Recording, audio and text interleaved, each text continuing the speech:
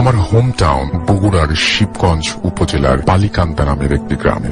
উন্নত পড়াশোনার জন্য এসএসসি পাশ করার পর বগুড়া শহরে একটি স্বনামধন্য কলেজে ভর্তি হই এবং ব্যক্তি মালিকানাধীন একটি হোস্টেলে থাকি। রোজ বিকেলে আমরা কয়েকজন বন্ধু মিলে হোস্টেলের পাশের ফাঁকা জমিতে ক্রিকেট খেলি। জমিটির পাশে ইটের প্রাচীরে ঘেরা একটি পরিত্যক্ত কবরস্থান অবস্থিত। কবরস্থানটি পরিত্যক্ত হওয়ায় এর পরিবেশ ছিল অনেকটা হরর মুভিতে দেখানো বিভিন্ন কবরের দৃশ্যের মতো। দেখলেই গা শিউরে ওঠে।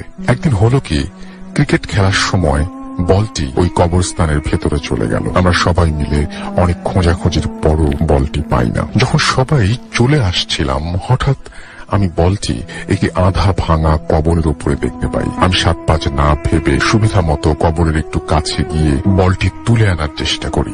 এমন সময় কবরের নড়বড়ে বাঁশ ভেঙে আমি কবরের মধ্যে পড়ে যাই। সব বন্ধুরা মিলে আমাকে ধরে ওপরে তুলে আনে। তখন প্রায় মাগরিবের আজান দেওয়া শুরু হয়ে গেছে। আমি একটু ভয় পাই, তবে ঘটনাটিকে স্বাভাবিকভাবে নেওয়ার চেষ্টা করি। হোস্টেলে এসে নিত্যদিনের মতো কাজকর্ম, পড়াশোনা শুরু করি, ডিনার করি, আড্ডা দেই, ফেসবুকিং করি, ইত্যাদি ইত্যাদি। রাত প্রায় 1টা বেজে যায় এবং এরপর আমি ঘুমিয়ে পড়ি।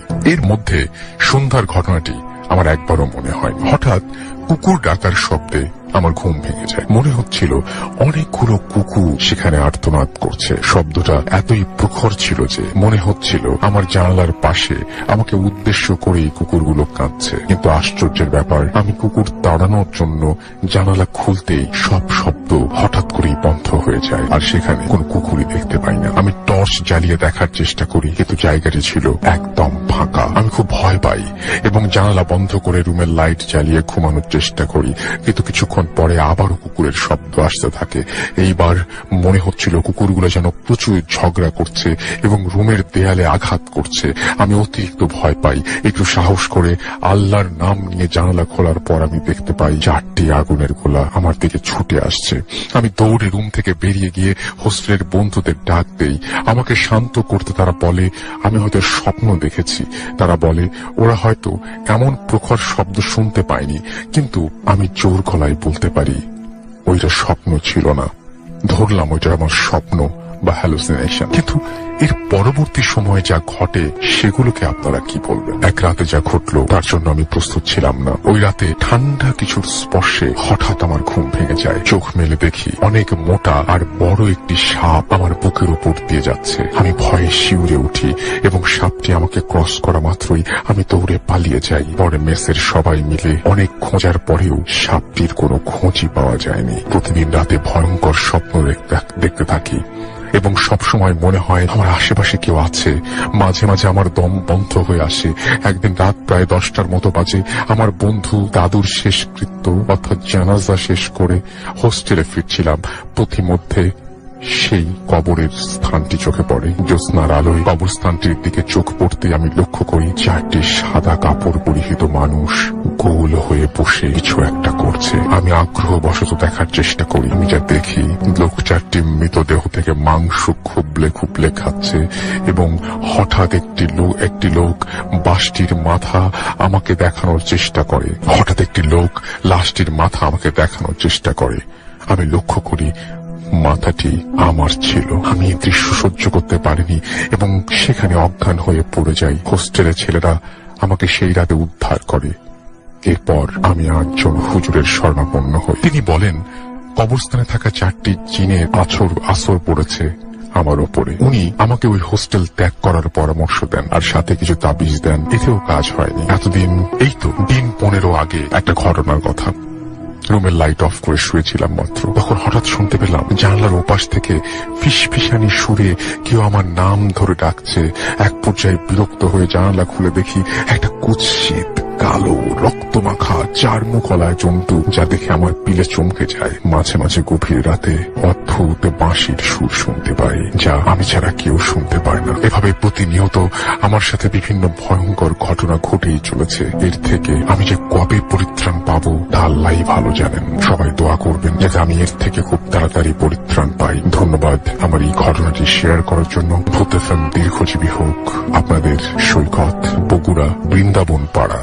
এরপরে তিনি তার ইমেল অ্যাড্রেস এবং ফোন নাম্বার শেয়ার করেছেন। থ্যাংক ইউ সৈকত, আপনাকে আপনার ঘটনার জন্য অনেক ধন্যবাদ। এবং আমরা যারা শুনছি এই মুহূর্তে তারাও যদি কোনোদিন ফিল করি যে আমরা রাতের বেলায় হঠাৎ করে ঘুম ভেঙে গেল আমাদের, আর আমরা দেখলাম যে আমাদের বুকের উপরে একটা সাপ, বা এই যে সমস্ত এক্সপিরিয়েন্স তারা দেখেছেন, তিনি করেছেন, বা যেগুলো জিনিস তিনি দেখেছেন, সেগুলো যদি আমরা কখনো দেখি তাহলে আমাদের অবস্থাটা কি হবে? আমরা প্রত্যেকে যে কেউ যত সাহসী হই না কেন ভয় পাবো, এবং সে বিষয়ে কোনো সন্দেহ নেই। আশা করছি ঘটনাটি আপনাদের অনেক ভালো লেগেছে। ভালো লাগলে অবশ্যই আমাদের ফিরিয়ে নেবেন। এখন চলে যাব আমাদের বাবু ভাইয়ের কাছে এবং তার কাছে একটা চমৎকার ঘটনা শোনাবো। বাবু ভাই, প্রথমে আপনাকে অনেক ধন্যবাদ এবং আশা করছি আপনি সুস্থ আছেন। আপনাকে অনেক ধন্যবাদ স্টুডিওতে আসার জন্য। আপনাকে ধন্যবাদ রাসেল ভাই। আলহামদুলিল্লাহ এখন সুস্থ আছি। স্টুডিওতে আসতেই চাই, যতদিন ভূতের মাঝে আসবোই ইনশাআল্লাহ। এই আর কি, এই যা কাহিনীটা রাসেল ভাই আমাকে বলেছে অনিক চট্টোপাধ্যায়, সে কলকাতার ছেলে। ওর প্রথম ইউনিভার্সিটি লাইফের কাহিনী। সে ওই সময়টায় পড়াশোনা করতে যায়, আজ থেকে 5-7 বছর আগে আর কি। আচ্ছা। সে নয়নিতালে পড়াশোনা করতে যায়। আচ্ছা। তো যে জায়গাটা পড়াশোনা করতে যায় সে বলেছে ওই জায়গাটা বেশ মানে একটু শহর থেকে দূরে, লাইক সাবার্ব টাইপের একটা এলাকা, মানে মুফাসসল শহরটা। আচ্ছা। তো স্পেশালি ওই জায়গায় যাওয়ার কারণ হচ্ছে ও যে সাবজেক্টে পড়াশোনা করতে, এটার জন্য নাকি ওই জায়গাটাই ভালো ছিল তার। ও যখন যায় ওখানে যাওয়ার জন্য সারাদিন আপনার জার্নিতে চলে যায় ওর, এবং ও যখন ওখানে পৌঁছায় তখন প্রায় রাত 8-9 বাজে, এরকম একটা সময়। তো বাস থেকে নামার পরে ও দেখে যে বেশ জনশূন্য আর কি, কাইন্ড অফ লাইক মানুষজন একদমই নাই বলা চলে। তো হেঁটে হেঁটে আসে, এসে দেখে যে একজন আছে, মানে রাস্তায়, মানে মুদি বিক্রেতা, যে চকলেট, সিগারেট এই ধরনের কিছু জিনিস বিক্রি করে। তো তার থেকে এসে সিগারেট কেনে এবং কিছু চকলেট কিনে, কেনার পরে ও জিজ্ঞেস করে যে আমি অমুক জায়গায় যাবো, এখানে কিভাবে কি পাবো, মানে আমার যাতায়াতের জন্য কি আছে, ব্যবস্থা আছে। আচ্ছা। তো সে বললো যে এখানে ওরকম ব্যবস্থা তো ওরকম নাই, কিছু পাবা না। তো এক ধরনের শ্যালো মেশিন টাইপের চালিত আর কি, একটা রিক্সা টাইপের আছে, আর আছে হচ্ছে এক ধরনের টাঙা, এবং সেই টাঙাগুলো তুমি পাবা কিনা এখন শিওর না। আচ্ছা। এটা হচ্ছে যে কারণ দিনের বেলায় এগুলো চলে যায়, সন্ধ্যার পরে পাওয়া যায় না। তো তোমার জন্য ভালো হয়, রাস্তাটা সুবিধার না, তুমি এখানে থেকে যাও, বাস স্ট্যান্ডে কোথাও থেকে যাও, এখানে তো আরো 2-1 মানুষ আছে, ওখানে তো কাউরে পাবা না রাস্তায়। তো অনেক বলতেছে যে এত রাতের বেলা, মানে এমন কোনো রাত হয় নাই, 8-9 বাজে, এই সময় তোমাদের এলাকাটা এত নিস্তব্ধ কেন হয়ে যায়? তো বলতেছে এটা গ্রামের জায়গা, এন্ড এই মানে আর কি বেশ গ্রাম্য জায়গা, ইটস নট এ সিটি। এবং ওর সাথে কমিউনিকেশন করছে সে ইংলিশে।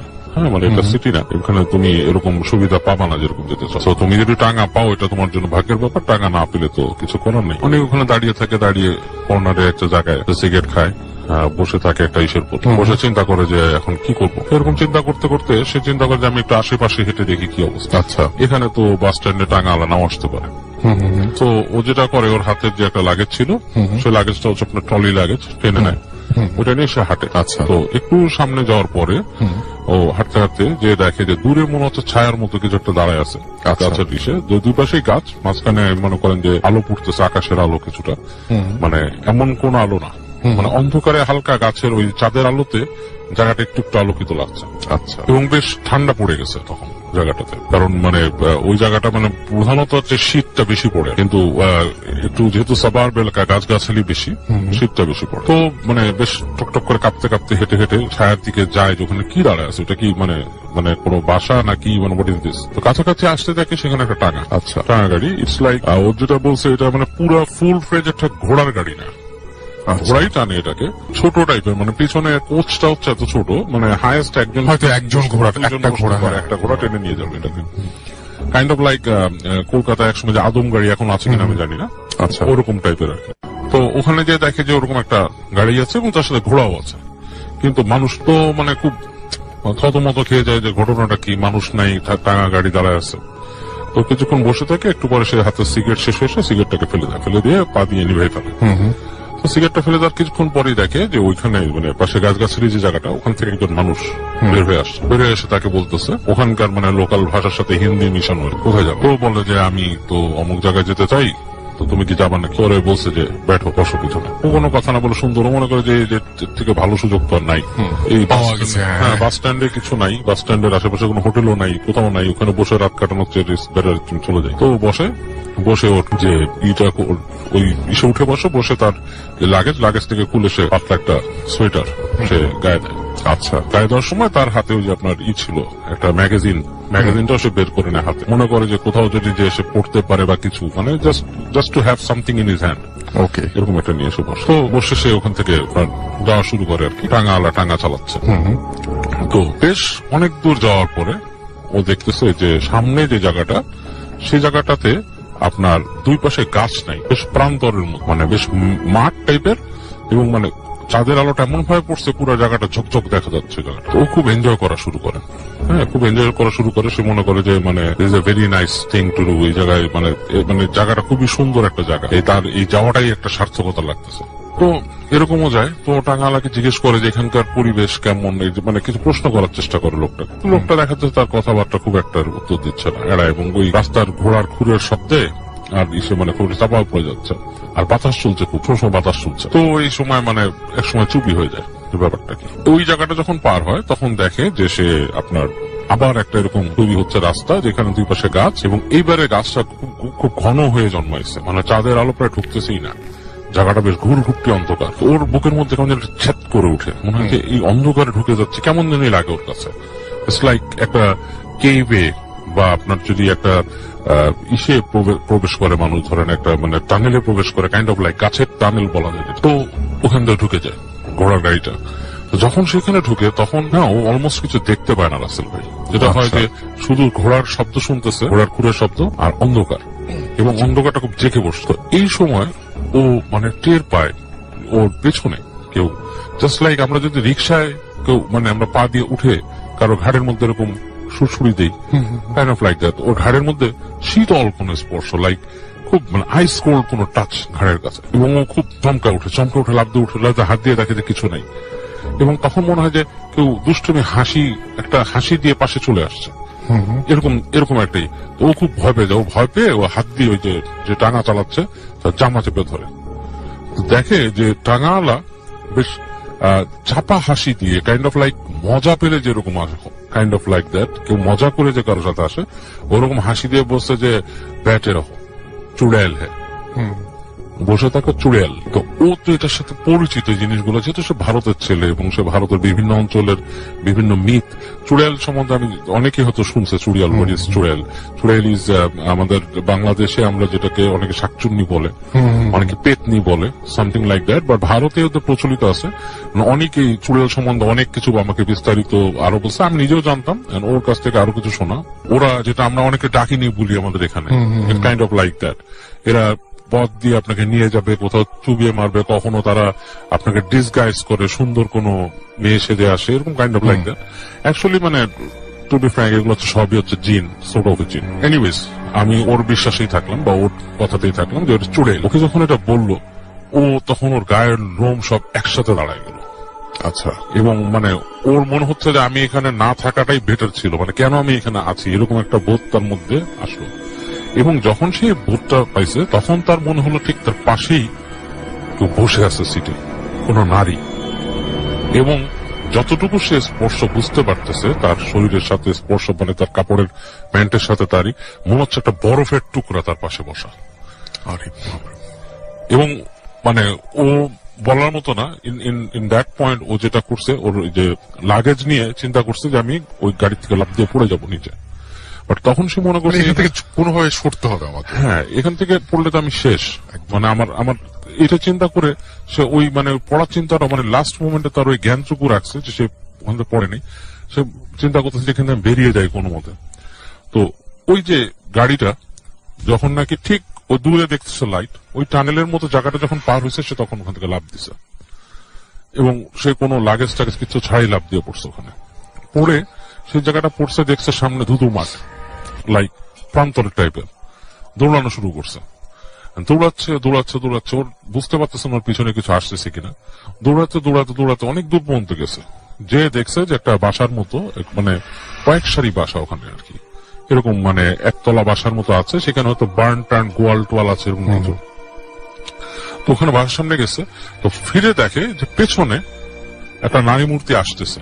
নারী মূর্তি কিভাবে বুঝছে, সে চুল উঠতেছে, চাঁদের আলোয় দেখতেছে, এবং মানে সেটা মানে খুব সর্ববসনা উড়ে আসতেছে, এবং মনে হচ্ছে মাটির থেকে, মানে বাটিতে হেঁটে না, মানে মাটিতে বাতাসে সে ভেসে আসছে মাটির কাছাকাছি সময় ধরে, এবং ওর যখন খুব কাছে চলে আসছে তখন সে ওখানে জ্ঞান হারায় ফেলছে, তখন আর তার জ্ঞানটা থাকেনি। তো পরবর্তীতে মানে ও জানে না কতক্ষণ সে বেহুশ ছিল, ওর হুশ ফিরে দেখে যে একটা ঘরের মধ্যে সে, এবং সেখানে আপনার এই চলতেছে, পাতি চলতেছে কম পাওয়ারের, একটা লোক, তার সাথে একটা মহিলা, তারা, এবং সে মহিলাকে দেখেও ভয় পাওয়া শুরু করছে, প্রচন্ড ভয় পাচ্ছে। তখন তাকে বলতে, কি হয়েছে তোমার, জিজ্ঞেস করতেছে, বলতেছে যে আমি তো আসছি, আমি বাইরের থেকে আসছি, ক্যালকাটা থেকে আসছি, এখানে এরকম এরকম সিচুয়েশন, কিছু কিছু বলতে পারছে আর কি। তখন তাকে বলছে যে এটা কিছু না, এখানকার রাস্তাঘাটে রাতের বেলা এরকম অনেক কিছু দেখা যায়, সো তুমি চিন্তা করো না, তুমি এখানে আসো আমাদের বাসায়টা, তুমি থাকো, তারপর তোমাকে সকালে আমরা পৌঁছায় তার ব্যবস্থা করবো। তো অনেকের রাতে খুব জ্বর আসে, মারাত্মক আকাশ পাতাল জ্বর, এবং সে তখন শুধু কষ্ট করে মানে বোঝাতে সক্ষম হয় ওদেরকে যে আমি যে কলেজে বা ইউনিভার্সিটি আসছি ওখানে একটু খবর দেন, ওখানকার কেউ এসে আমাকে নিয়ে যাবে, এবং আলটিমেটলি তারা এসে ওকে নিয়ে যায়।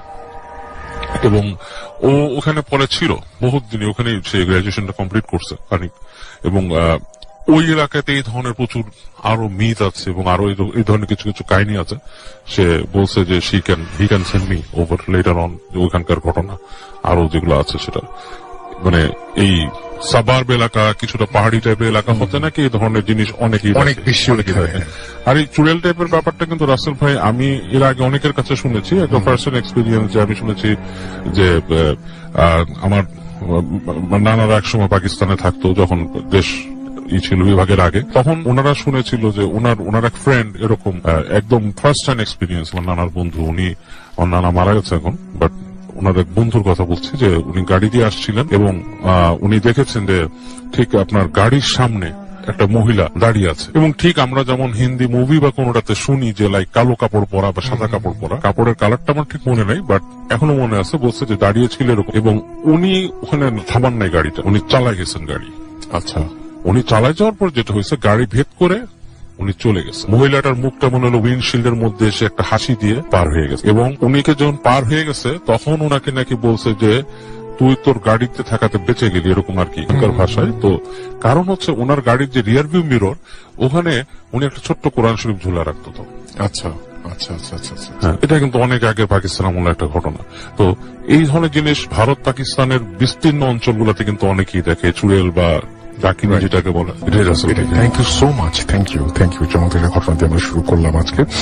একটা খবর এই মুহূর্তে আপনাদের জানিয়ে দিতে চাই, আজকে তো আমরা কোনো ব্রেক নিচ্ছি না, একটা না করে যাব আশা করছি। আমরা চলে যাবো আমাদের পরবর্তী ঘটনায়। আমাদের একজন অতিথি এখানে আছেন, আপনার নামটা প্লিজ একটু বলবেন, আপনি কোথা থেকে এসেছেন তাই সেটা বলবেন, এবং চমৎকার একটা ঘটনা নিয়ে তিনি এসেছেন, এবং আজকে তিনি আমাকে অনেকবারই বাবু ভাইয়ের কথা জিজ্ঞেস করেছেন, আজকে দুজনের একসাথে দেখা হয়ে গেল এবং একই সাথে তারা দুজন বসে আছেন। তো আপনার নামটা প্লিজ একটু বলবেন, কোথা থেকে এসেছেন, তারপরে আপনার ঘটনায় যাবো। থ্যাংক ইউ রাসেল ভাই, আমি সোহাগ, রাজশাহী থেকে, এখন মিরপুর 1-এ থাকি আমি। ধন্যবাদ লিসনার্স। আমি যে ঘটনাটা বলবো তার আগে একটু শুধুমাত্র কিছু কথা বলে নিতে চাই। রাসেল ভাই, আপনাদের যে অনেকদিন আগে একটা এপিসোড হয়েছিল, এই এপিসোডটাতে আপনার একটা এপিসোডে প্রচার করেছিলেন যে কোন একটা ছেলে 2008 সালে 25 ডিসেম্বর রাত্রে সে 2টা কয়েন নিয়ে উধাও হয়ে যায়। কয়েনগুলো অনেক পুরনো ছিল। আবার একই দিনে 25 ডিসেম্বর রাত্রে 2009 সালে সে আবার তার ঠিক ওই জায়গায় ওই সময়টা ফেরত আসে। এই বিষয়টা হচ্ছে কি যে উধাও হয়ে গেল আবার ফেরত আসলো। এই একটা বছরে তার বাবা মা অনেক পেপার পত্রিকা বা অনেক খোঁজাখুঁজি করেছে। জাস্ট এটা ছিল একটা ঘটনা, এটা তখনকার সময় একটা ঘটনা ছিল, এটা আমরা রেডিও ফুর্তিতে শুনেছি। বাট আমি যে ঘটনাটা বলবো সেটা হচ্ছে সিলেটের। লাস্ট ফ্রাইডেতে আমি হচ্ছে যে সিলেটে গিয়েছিলাম কোন একটা কাজে, অফিসিয়াল কাজে। দেন আমি খুব পাশাপাশি হচ্ছে চা বাগান থাকার কারণে আমি ওখানে চলে যাই চা বাগান দেখার জন্য।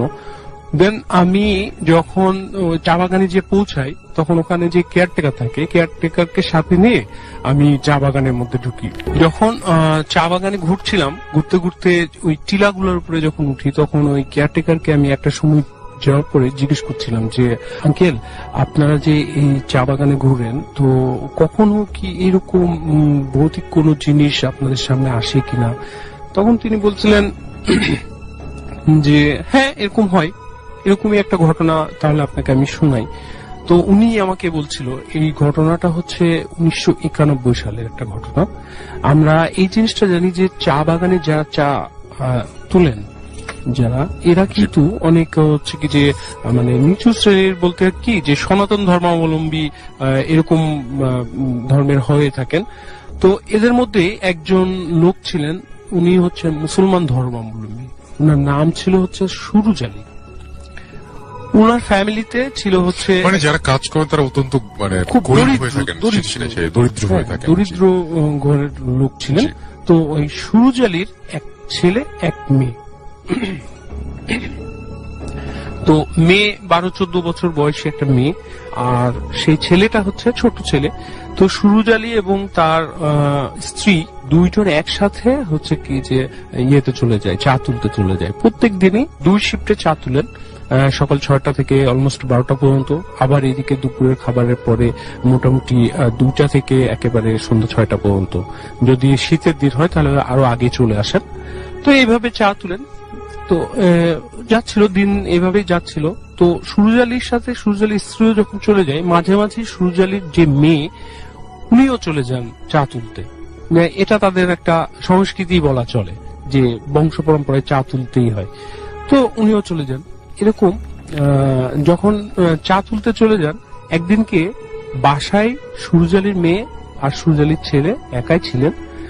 তো প্রায় প্রায়ই দেখা যেত যে ওদের বাড়ির দরজায় নক হচ্ছে, লাইক টিক টিক করে নক করছে, করার পরে বলছে সুরুজ মিয়া চলো যাই, চা তুলতে যাই। তো এরকম বলে কি যে ওই সুরুজ আলীর মেয়ে তখন দরজা খুলে বলে যে বাবা তো চলে গেছে, কিন্তু দরজা খুলে কাউকে দেখতে পায় না। আচ্ছা, এরকম 2-3 দিন যখন হওয়ার পরে তখন ওর মেয়ে, ওই মেয়েটা ওনার মাকে বলছে, আমার দেখো যে প্রত্যেক দিনই তোমরা চলে যাওয়ার পরে এরকম ডাক দেয় আর হচ্ছে কি যে কাউকে দেখতে পায় না। তো উনার মা বলে কি যে এটা কোনো কিছু না, হয়তো বা কেউ মানে একটু মস্করা করে এই জিনিসটা করছে। দেন একদিনকে কি হয়েছে যে সুরুজ আলী এবং সুরুজ আলীর স্ত্রী চা তুলতে চলে গেছে, অ্যাজ লাইক 1:45টার দিকে, দুপুরবেলা, একেবারে সানিরে দুপুরবেলা 1:45টার দিকে সুরুজ আলীর মেয়ে উনিও চলে গেছে চা তুলতে। চা তুলতে যাওয়ার সময় তখন বলছে কি যে উনি যখন আস্তে আস্তে চা তুলতে, আমরা তো জানি চায়ের চা বাগানটা টিলার মধ্যে হয়, আস্তে আস্তে উপরে উঠে যায়। তো সুরুজ আলীর মেয়ে চা তুলতে তুলতে একটা সময় মাঝামাঝি টিলাতে যখন গেছে, তখন তিনি দেখছে কি যে ওনার সাথে আরো অনেকেই চা তুলছে, অনেকজন চা তুলছে, একসাথে চা তুলছে। দেন মনোযোগ সহকারে সে চা তুলছে, চা তুলতে তুলতে একটা সময় সে টপ অব দি হিল, একেবারে মানে ওই টিলাটার একেবারে উপরে চূড়ায় উঠে যায়। উঠে যাওয়ার পরে ওর গোটা শরীরে একটা ফ্লো, একটা গরম উইন্ড, একটা ফ্লো জোরে এসে ধাক্কা দেয়। ধাক্কা দেওয়ার সাথে সাথে তার চোখ টোক সব বন্ধ হয়ে যায়, চোখ জ্বলা শুরু করে। তখন চোখ জ্বলা শুরু করে যখন তোর চোখ বন্ধ হয়ে যায়, তখন সে হালকা করে তাকায়, দেখে যে তার সাথে যারা ছিলেন, চা বাগানে যতগুলো লোক ছিল চা তুলছিল, তারা একজনও নাই। তারপরে তার চোখটা আবার বন্ধ হয়ে যায়, মানে খুব বেশি জ্বলছিল। তখন সে চোখটা খোলার পরে খুব কষ্ট করে যখন চোখটা খুলেন, তখন দেখেন কি তার সামনে একটা শেপ দাঁড়িয়ে আছে, খুব কালো, কুচকুচা কালো একটা শেপ। সেই শেপটা এমন একটা শেপ যেটা একটা কাঠের উপরে একটা মানুষের ছায়া দিয়ে কাঠটাকে যদি কাটা হয়, একটা মানুষের ছায়া দিয়ে যদি কাঠটাকে কাটা হয়, তাহলে ওই যে শেপটা, কিন্তু মুখ বা চেহারা as like as face কোনো কিছুই নাই, একটা প্লেন ফেস, কাটআউটের মতো। হ্যাঁ, কার্টুনের মতো। তার মধ্যে কোনো চোখ নাই, নাক নাই, মুখ নাই, নাথিং ইজ। দেন কিন্তু ওখানে একটা বিষয় ওই মেয়েটা মানে লক্ষ্য করছিল এইভাবে যে তার সে কুচকুচা অবয়বের মধ্যে অনেক লোম ছিল, যে লোমগুলা খাড়া খাড়া ছিল, কালো লোম ছিল, কিন্তু ওই লোম গুলানের মাথায় একটা করে চা পাতা ছিল, মানে চায়ের কচি পাতা যেটাকে বলে, কুশি পাতা, সেই পাতা একটা করে চা পাতা ছিল। এটা দেখার পরে সে মেয়েটা খুব জোরে চিৎকার করে বসে। চিৎকার করার পরে সেই সময়টা ছিল অলমোস্ট, সে বাড়াই ছিল কয়টা, 1:45টার দিকে। কিন্তু ওই মেয়েটা পৌঁছাইছে যখন চিৎকার করছে ঠিক মাগরিবের 10 মিনিট কি 15 মিনিট আগে। এমন একটা সময় মানে চা তুলতে তুলতে ওকে এমন একটা সময়ে নিয়ে যাওয়া হয়েছে যে মাগরিবের ঠিক আগ মুহূর্তে চলে গেছে। এখন যখন চিৎকার করেছে তখন ওই হিলের নিচে যারা থাকেন, কেয়ারটেকাররা যারা ছিলেন, তখন এই চিৎকারটা শুনতে পায়। এদিকে লং টাইম হয়ে গেছে, সুরুজ আলীর বাড়িতেও খোঁজাখুঁজি শুরু হয়ে গেছে যে আমার মেয়ে কই। এদিকে যখন চিৎকার শুরু হয়েছে খুঁজতে খুঁজতে খুঁজতে অলমোস্ট 9টা বেজে গেছে, 9টা পৌনে 10টা বেজে গেছে, 9:30 পৌনে 10টা বেজে গেছে। দেন ওই কেয়ারটেকাররা সুরুজ আলীর মেয়েকে পায়। মেয়েকে পাওয়ার পরে যখন মেয়ে সেন্সলেস অবস্থায় পায়, মেয়েকে তুলে নিয়ে আসার পরে মেয়েকে যখন বাসায় নিয়ে আসে, যখন মেয়ের সেন্সটা ফিরে আসে, তখন সে অনেক মানে ভীত থাকে, ভয় পায় যে আমি উনি যেদিকে তাকাচ্ছিল ওই ফেসটাই শুধু শুধু দেখতে পাচ্ছিলেন।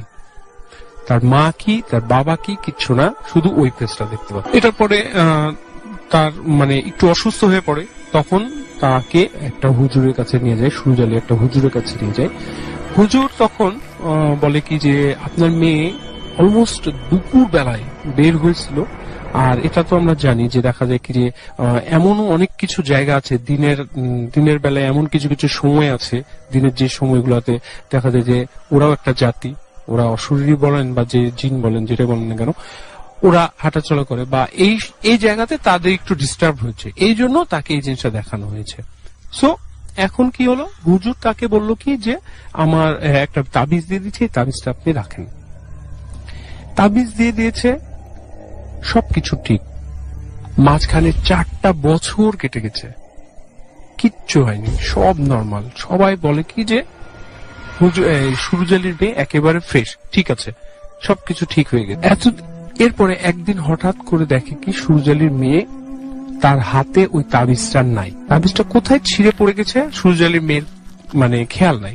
সুরুজ আলীর মেয়ে বলছে যে আম্মু দেখো আমার হাতে কিন্তু তাবিজটা নাই। আর মা বলছে 4টা বছর কেটে গেছে, এটা অ্যাজ ইউজুয়াল কোনো কিছুই না, এটা কিছুই হবে। তখন বললো কি, তখন এইভাবে চলতে চলতে একদিনকে কি হলো যে সুরুজ আলীর মা সুরুজ আলীর স্ত্রী আর সুরুজ আলী চা তুলতে চলে গেছে। সেই দিনও একইভাবে ওই মেয়ে চা তুলতে বের হয়ে গেছে। বের হয়ে যেতে যেতে 4 বছর আগে যে ঘটনাটা ঘটেছিল একইভাবে 4 বছর পরে যে ঘটনাটা ঘটলো, যে সে আবারও টপ অব দি হিল, ওই হিলের একেবারে চূড়ায় উঠে যে ঠিক একইভাবে তাকে ওয়ার্মি উইন্ডস তার গায়ে লাগার পরে তার চোখগুলো একেবারে মানে আবার জ্বলা শুরু হয়। যখন জ্বলা শুরু হয় তখন এই জিনিসটা ও বুঝতে পারে, তখন সে আবার চিৎকার করে। চিৎকার করার পরে বলে কি যে আমাকে তোমরা নিয়ে যাও, আমাকে নিচে নিয়ে যাও। তখন যারা চা তুলছিলেন তারা সবাই মিলে তাকে নিয়ে নিচে নামিয়ে নিয়ে আসে। নামানোর পরে নিচে যে রাস্তাগুলো থাকে ওই রাস্তার উপরে বসায় তাকে পানি টানি খেতে দেন। পানি টানি খেতে দেওয়ার পরে একেবারে সুরুজ আলীর মেয়ে নরমাল, কোনো সমস্যা নাই। সবাই মনে করলো যে হ্যাঁ ঠিক আছে, ভালো হয়ে গেছে, আমরা সবাই চা তুলতে যাই। চা তুলতে যাওয়ার পরে যেটা হলো, সবাই দেখছে যে মেঘ, কালো মেঘ উড়ে আসছে, কিন্তু ওই সময়টা কোনোভাবে মেঘ আসার কথা না, কারণ একটা সানি ডে ছিল। ওই সময়টা হঠাৎ করে কালো এক পশলা মেঘ চলে আসছে। সবাই দেখছে মেঘ, কিন্তু সুরুজ আলীর মেয়ে ওই মেঘগুলাকে খেয়াল করছে যে হ্যাঁ আমার সামনে চলে আসছে। আর ওই মেঘগুলানের মধ্যে মেঘের মতো যে কালো ভাবে একটা চলে আসছে, ওইটা সুরুজ আলীর মেয়েকে চারিদিক দিয়ে ঘিরে নিচ্ছে। আর সবগুলাই ছিল ওই মানে যে ফেস গুলা ছিল, যে ফেসটা, যে অবয়বটা সে দেখেছে, এই ফেসের চারিদিক দিয়ে তাকে ঘিরে ফেলছে। ঘিরে ফেলার পরে যখন টোটালটা সুরুজ আলীর মেয়েকে ঘিরে ফেলার পরে কিছুক্ষণ পরে ওই ফেস, ওই অবয়বগুলোর সাথে সাথে সুরুজ আলীর মেয়েও ভ্যানিশ হয়ে যায়। আর সেই সাথে আজও সুরুজ আলী তার মেয়েকে খুঁজে পায়নি, এখনো পর্যন্ত পাওয়া যায়নি। এটাই ছিল ঘটনা ভাইয়া। এটা নিয়ে অনেক খোঁজাখুঁজি হয়েছে, কিন্তু আজ পর্যন্ত সুরুজ আলীর মেয়ে কত সালে যেন ঘটনাটা এটা 1991 এবং এখন হচ্ছে 2019। এই এতগুলো বছরে তাকে আর খুঁজে পাওয়া যায়, সে ফিরেও আসেনি। আমি কেন বললাম যে আগের ঘটনাটা যেটা বললাম যে ওই যে ছেলেটাকে নিয়ে গেছে, বাট আবার দিয়ে গেছে, বাট সুরুজ আলীর মেয়েকে নিয়ে গেছে কিন্তু আজ পর্যন্ত আর দিয়েছে, এবং সবার সামনে সে ভ্যানিশ হয়ে যায়। সবার সামনে থেকে, কারণ ওখানে যারা ছিল তাদেরকে বলা হয়েছে যে তোমরা কি দেখেছো? হ্যাঁ আমরা নামিয়ে নিয়ে আসছি, আপনার মেয়ে চিৎকার করেছে, আমরা সবাই ধরে নামিয়ে নিয়ে আসছি, তাকে পানি টানি খেতে দিচ্ছি, তারপরেই তো এই ঘটনা। থ্যাংক ইউ সো মাচ আপনার ঘটনার জন্য, আপনাকে অনেক ধন্যবাদ। সবাই অনেক অনেক প্রশংসা, এবং তারপরে আপনার